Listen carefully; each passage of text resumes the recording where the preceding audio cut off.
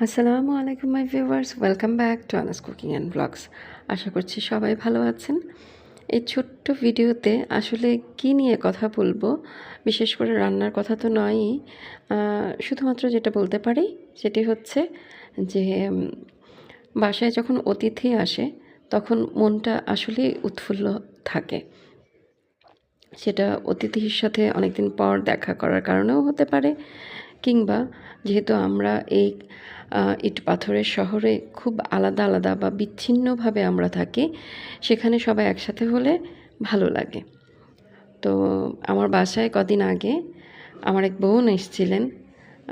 উনি সেই নোয়াখালী থেকে এসছেন। তো উনি বলেছিলেন আমার হাতের নুডলস খাবেন। আমি সর্বাত্মক চেষ্টা করেছি ওনার জন্য রান্না করার। উনি তো আমাকে খুশি করার জন্য সৌজন্যমূলক যে ভদ্রতাটুকু দেখানো প্রয়োজন সেটি উনি করেছেন। তবে আমি জানি না নুডলসটা কতটা ভালো হয়েছে। খুব ভালো লাগতো যদি আপার জন্য আরও ভালো আয়োজন করতে পারতাম, কারণ উনি আমার জন্য এতটা আন্তরিক এবং আমাকে এতটা ভালোবাসেন যে এ ভালোবাসার আসলে কোনো বিনিময় মূল্য হয় না।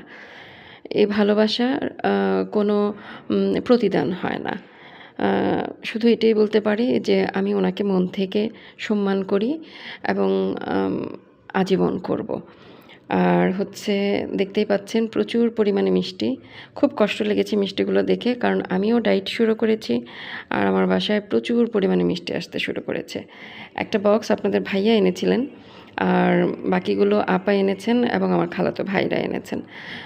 তো এই ছিল আজকের ছোট্ট একটা ব্লগ। এখানে খাবার নিয়ে বিশেষ কিছু বলার নেই। তো আশা করছি আপনাদের ব্লগটি ভালো লাগবে। সবাই ভালো থাকবেন। আল্লাহ হাফেজ।